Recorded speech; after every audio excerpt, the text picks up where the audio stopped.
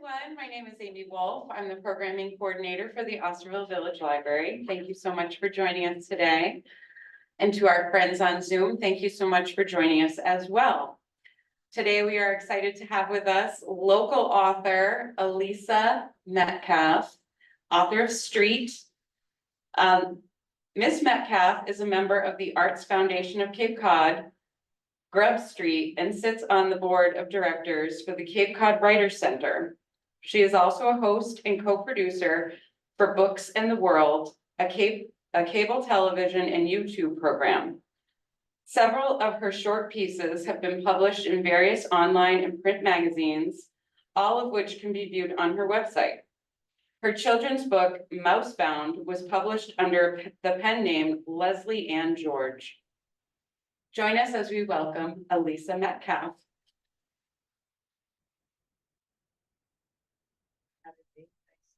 The library. Yes, I'm Elisa. This is my debut novel. It's been a long time coming. The process has been very long. I think I started kind of backwards, where I had for years and years just this magnificent idea that was huge and spanned for decades. You know, it was in the making in my brain. I had a propensity for escapism, and I spent a lot of times just playing by myself and letting my mind wander. And partially as a coping mechanism, created these characters and backstories, and for decades they grew up with me. And you know, it never occurred to me to write a book, which maybe was you know, a little you know, brain dead of me to not think of that, because I always loved language and words and the rhythm of words, different dialects and accents and how everything flowed, and learning languages. So meanwhile, you know, this you know, fondness for language was going on with this escapism and mental story writing for years and years and years. And it wasn't until like my late 40s where, you know, I mentioned it to a friend of mine, and she said, "Why don't you write it?" And it was like, duh, why don't I write it? So I did start, you know, started a manuscript and started putting it on paper. And I kind of did everything backwards. So I had this huge idea, and I just wrote and wrote and wrote for probably a year and a half until I had a 300,000 word first draft. Like, it just poured out of me. And then I kind of stupidly thought, all right, well, let's see if I can get this published. Obviously that didn't happen. And so I decided to then learn the craft of writing. I got involved with the Cape Cod Writers Center. I took some classes at 4Cs about writing and publishing, and I started to learn, you know, these different techniques and you know, about quality of craft and how the industry worked. And then from there started, every time I'd learn something, I would do a revision. And that went on for years. And I obviously wrote that 300 word manuscript up into a couple of different books. So it was a really great process. I mean, it's been a very fun process, a long process, a fun process, a humbling process. But yeah, these characters that have been living in my head now live in this book. And so I'll talk a little bit about the book. Um, the story follows Johnny Alvarez, who runs away, really escapes his very abusive home in Miami. And he's a bright kid, as a lot of children of abuse, they grow up very quickly. They have a very heightened awareness to their surroundings. You know, he's a survivor. It's basically a survivor story. So he hops on a bus, he goes to when he gets out of the house, he hops on a bus, and winds up in New York City, because that's the first bus that's leaving, and he figures that's far enough away. So lands in New York, and just uses his charm and wit to survive. He quickly finds an abandoned apartment in this tenement in Washington Heights. It's 1970s, I should probably mention. Very important element. And starts to amass these friends who are helpful, and as he becomes more trustworthy of these kids, and these kids have problems of their own. They're really streetwise kids. A lot of them are latchkey kids or have their issues with their own families, and they form a bond, and he eventually confesses his truth to them, and with that information they can start really protecting him, and helping him out a little more.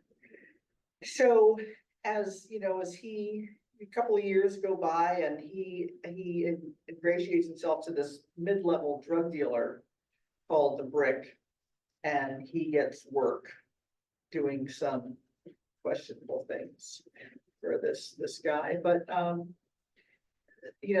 that's ultimately how he survives. And he goes to school. He's savvy enough to realize that,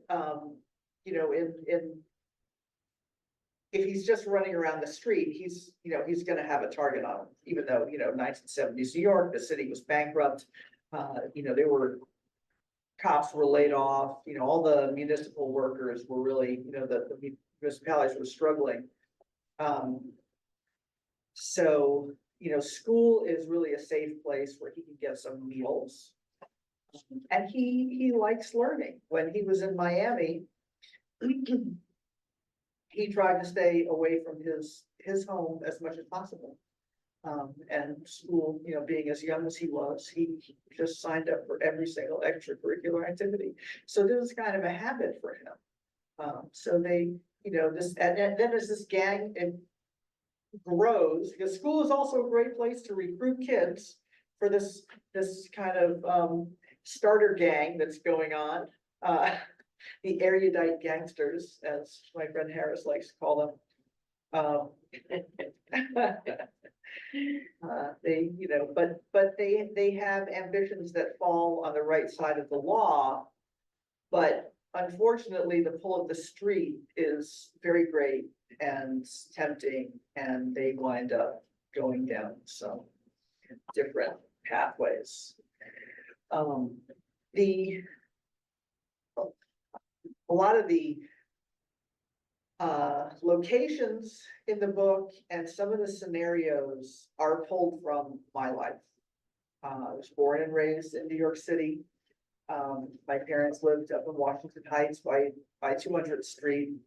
My father was a piano player.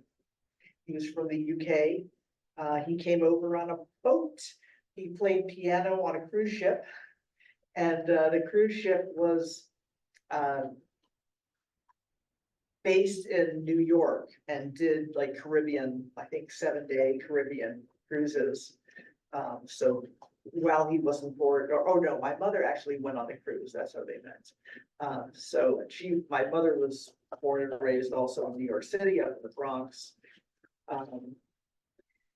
So they met, And we lived up there in the Heights, and my father did, whatever he could do he took whatever gig he had to do to make some money for the family. He worked in drag clubs and strip clubs, or, little dip supper clubs. He would take whatever gig he could to help support the family. As my mother was, and my mother also took in typing that she could do at home. So we were, we got by okay. Me, and I had an older sister, 2 years older than me. And then, so that, that one of the locations where Johnny first pulls up in the tenement is up in the neighborhood where I used to live.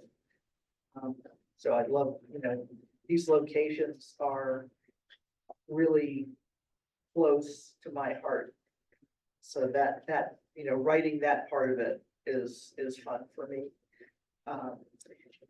Anywho, then my father qualified for affordable housing, in 1970, at Westbeth, this building that had opened up for artist housing. It's actually quite famous. A lot of very noteworthy people, artists, musicians, actors have lived in that building. So we managed to get in there.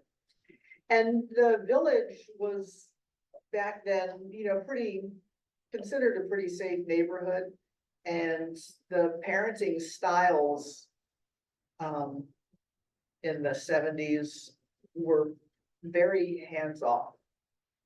Like when I talk to parents now, they're driving their kids to school, their 13-year-old kids to school, they don't want to wait for the bus. I mean, I remember going to grade school and walking there by myself, and it was probably like 8-9 blocks away. I mean, nobody picked us up from school or brought us to school. We were just walking around the city, free range, despite some of the danger. But yeah, and that kind of carried on as I got older. Bunch of friends, we would just hang out in the streets all day, and nobody was really paying attention. So we got involved in drugs and booze, and back then nobody carded. You could, 14, 15 years old, you could go to the clubs and the bars and sit next to drug dealers and criminals, and they were great fun. We were these little kids pretending, playing this role of being adults and trying to hang with the adults. And it worked for the most part, but eventually things, the city can pick you apart, and people died. There were drug overdoses, and my own sister died of a heroin overdose.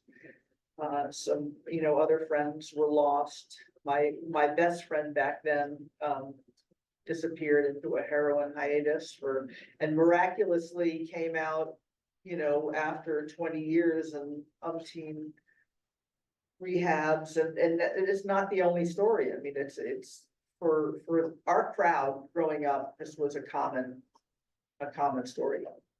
I don't think my on paper it looks pretty bad, but everybody I knew was basically living the same, urban lifestyle, and that's what I like to show in the book. Some of the earlier drafts, I heard some comments about, these kids, they're too young, that's not believable, and that. That didn't stick with me, and I thought, all right, maybe it's, I can't write the book like this, but in my memory, they're not too young.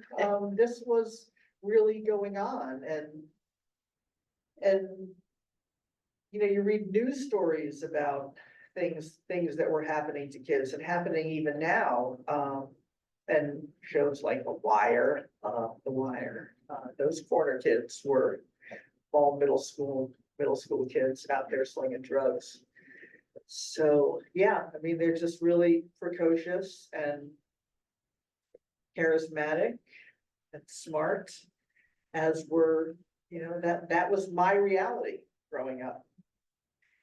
So maybe I will read a little bit, if I may. I'm going to done a couple of readings. I'm gonna start in the middle. Just for fun.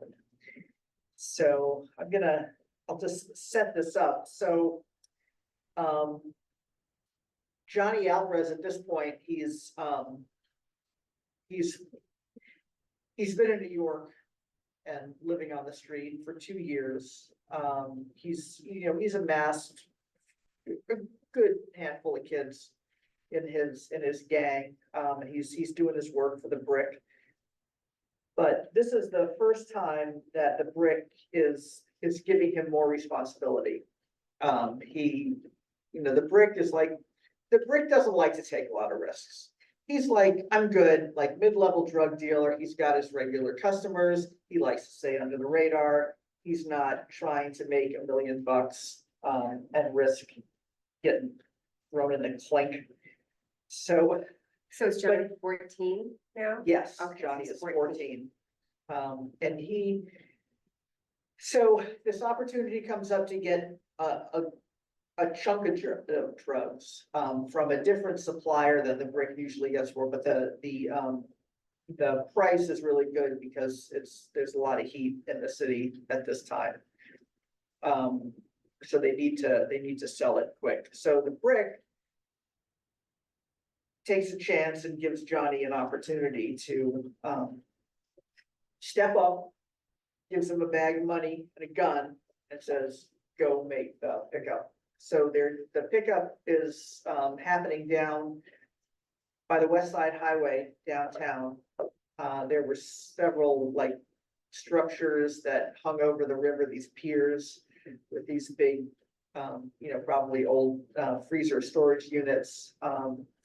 And one of them has been burnt out. So there was a fire in there and there's a big hole. It's a big, it's this dilapidated pier. It's really should be condemned, but the city has not done anything to keep people from going out there. So, all right. So it was hot and humid as Johnny walked to the pier, but the breeze off the water made it more bearable. He slinked over to the building and ducked inside. The only light came from where the silver half moon streamed through the hole of the roof. He made 3 low-toned whistles to alert the crew he was there. They stepped out from their designated corners and acknowledged him. JJ returned a whistle from above. When they went back into position, each was camouflaged by darkness. Johnny picked a spot to stand, his figure bisected by the moon's glow, the duffel bag between his feet.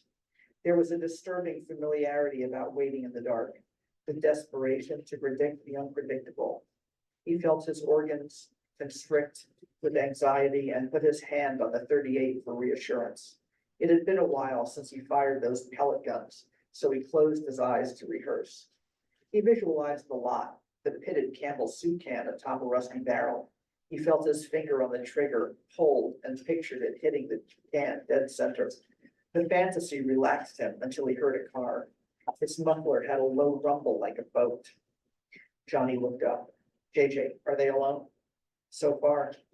Headlights approached, then stopped at the entryway. Johnny stood his ground, squinting through the glare to make out who was inside. Was he supposed to go wait for somebody to come out?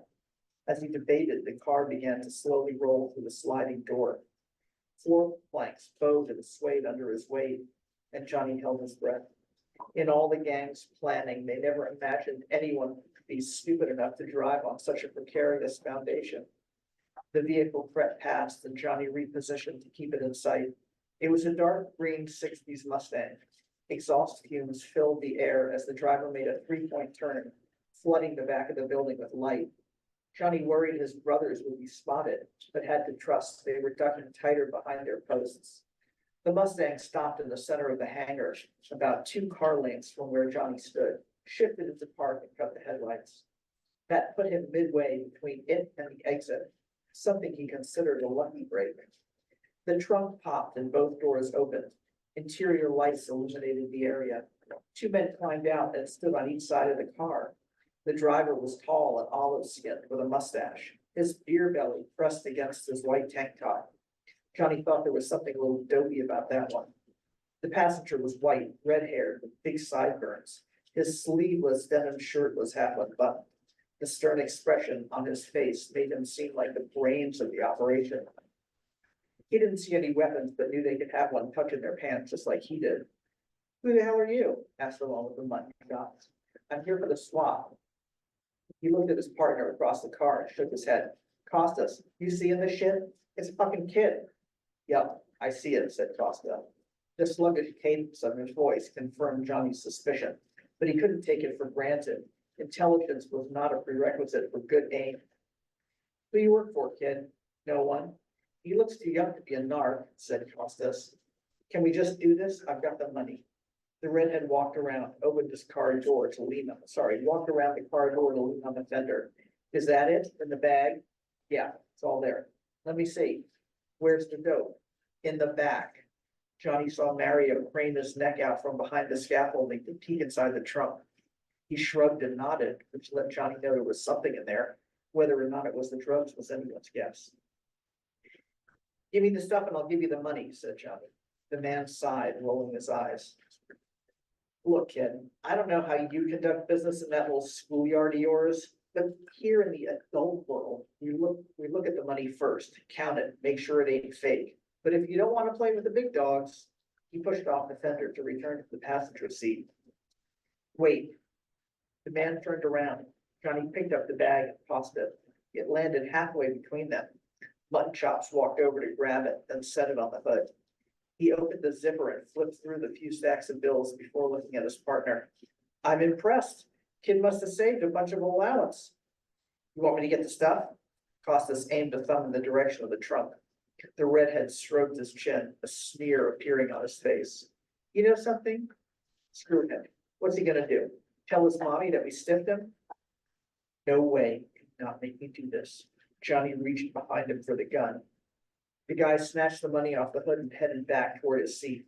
The driver didn't realize that was a cue to leave and kept standing there. So he smacked the roof of the car. "Hey, numbnuts, let's go." "Don't you dare." Johnny held out the .38 with both hands and cocked it, locking his elbows to steady his grip. Mutton Chops looked up, grinning. "Oh yeah, tough guy?" He stepped away from the car door, the bag handle still clutched in one fist. "Show me what you got." The other hand fumbled to lift his shirt, for a revolver tucked behind his belt buckle. Whatever words were being said, Johnny did not comprehend. All he could focus on was the man's forehead, bookended between 2 sideburns. He grounded his feet to center his balance and squeezed the trigger. A loud pop echoed from the darkness, and the gun lurched back in Johnny's hands. The force was more than he expected, and he had to scramble to get repositioned. But it wasn't necessary. Mutton Chops dropped where he stood, the bag of money falling beside him. Costas turned and rushed out from the seat to look over the hood. "Jack, are you okay?" Johnny stood aiming the gun between the 2 men. He didn't know if the driver was armed or if he only stunned Jack, who might jump up any second. Costas tried to walk around the car to help his partner, but Johnny stepped closer. "Don't even try, I'll drop you too." The man halted, drove his hands and backed off. Johnny noticed his brothers peeking out from the post. He signaled to Mario, who yanked a small hardshell suitcase out of the trunk, then slipped back into the shadows. "Now get in that car and go, now!" Johnny wagged the gun at Costas, who retreated behind the wheel. He yanked his door shut and threw the shifter into drive. Tires screeched as the Mustang lurched forward toward the hangar's half-open slider, but the trunk and passenger door was still open. The entryway would not accommodate the extra width. As the car sped through, its swinging door cracked shut with a force great enough to shake the building. Johnny sprinted to watch the taillights disappear down the avenue, the trunk's hatch bobbing up and down with every dip and pothole. When he turned back, the others were rushing toward him. Mario with the suitcase, Jared with the bricks bag of money. Johnny shoved the gun into his waistband. "Come on, we gotta get out of here." "Is he dead?" asked Chico. "I I don't know, said Jared. I just grabbed the bag. And we're not gonna check, said Johnny. We need to boogie like now. Well, yeah.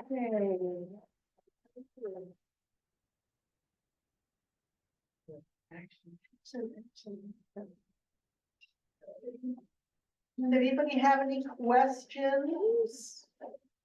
All right, I have a question. Sure. So, like, slightly away from the story, when you talked about your dad, everything he did was like music, and you were never in any way involved in crime in your family. It was mostly just you as a child doing a little bit of dibbling. Yeah, I mean, there were a lot of drugs, so in that sense, but not the selling of, just the taking of. Yeah.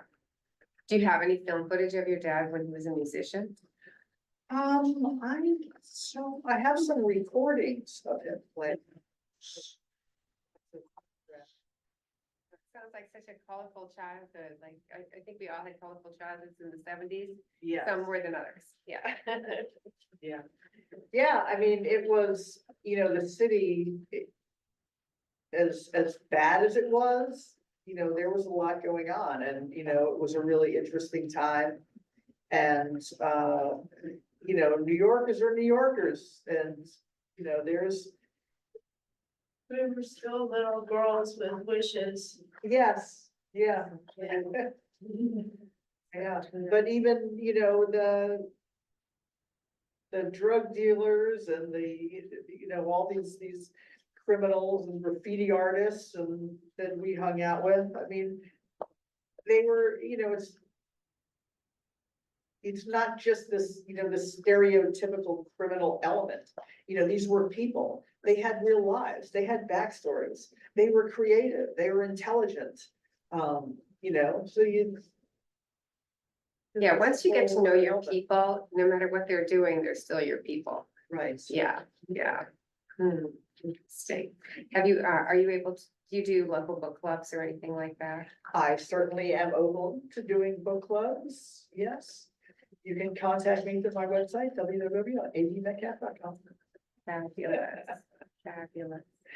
And then can you just, I know for me, when I look at books and I think about like 300,000 words, 100, what is that in the size of a book? Like, what size is your book now? It's about I think 80 something thousand words. So yeah, like between 80 and 90,000 words is the average length of a commercial fiction novel. Sci-fi tends to be a bit longer, and fantasy. So yeah, it was. So it's like 3 times that size. Or Yes, more. Yeah. And then, not knowing what I was doing, just pouring everything onto the page, which kind of is my process. I like to put everything in there and then through editing, start weeding it out. Chronic overwriter, as I've been accused in my writing group. Somebody said, no fear of, writer's block with you, is there? And no, I mean, the scenes that I cut, even just from the first book, could probably, make another book, which there is a sequel, just, in case you're right, I'm doing the finishing touches on the final revisions on the sequel to Street. And then there's a third one that is.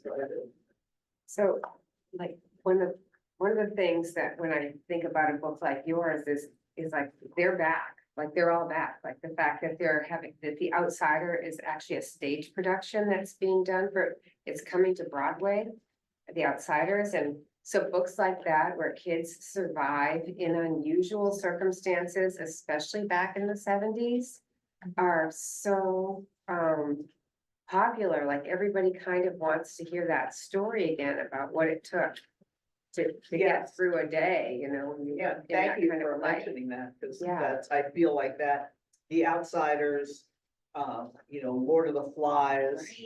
Right. It's that type of book. These kids. A Clockwork Orange. Right. Right, Yeah. these kids are thrown into this impossible situation.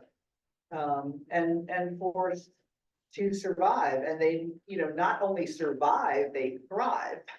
Right. Yeah, wow. I could picture that as being another, a movie or a screenplay. Series, sure. Yeah, for sure. Yes, well, screenwriter, get on it, won't you?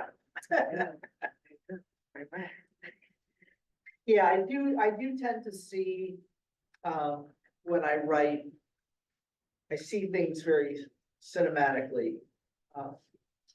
And dialogue is, I really hear the dialogue. Those are, that kind of the place, describing the setting, action. That to me is more important than trying to create flowery sentences. And I don't think it would fit for this type of book anyway, because, this is like, guttural, gritty city, this is how people talk. So, one word answers, and that's how I tried to write it with the rapid fire dialogue with very few attributions. So to give it that feel like you're there. Hopefully it works. Can you talk a minute about what the awards were that you got for the book? Yeah. Sure, yes. So this book just won, was listed as a finalist for the Next Generation Indie Book Awards, which is the largest international book awards for independent authors and publishers.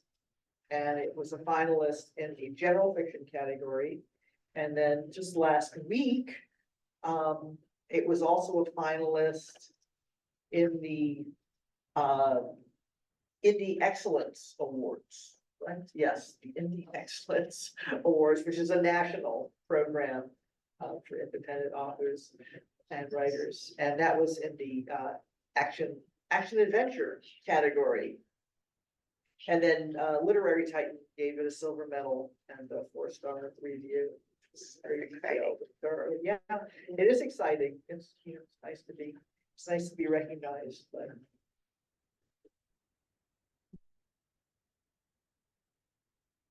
anything else? I was curious if there was were any people from your memories in childhood that you secretly, Yes, inserted into my characters. yes. Yes, so yes and no. So I mean, nobody blatantly, but there are parts of people or combinations of people in a lot of these characters. Yeah, and also myself too, and my family. I mean, certainly they have characteristics, or there are a lot of lines that I borrowed from real people. And some of the situations that me and my friends got into in the city, those were directly inserted into some of the book.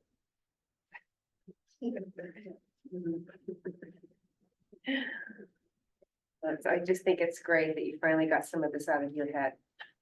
Yes, And onto a page. there's so much room up there now, although it still continues, I mean, the kids are well grown by now, so. All right, well, I guess, thank you for coming.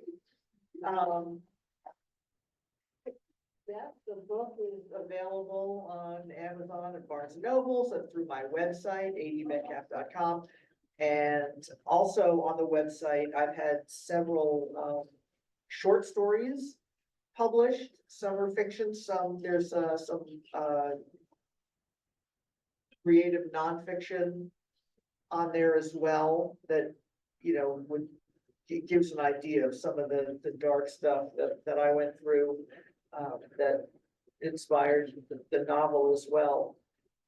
So yes, there's that stuff there, and look forward to the second book, hopefully by, the beginning of 2025. That's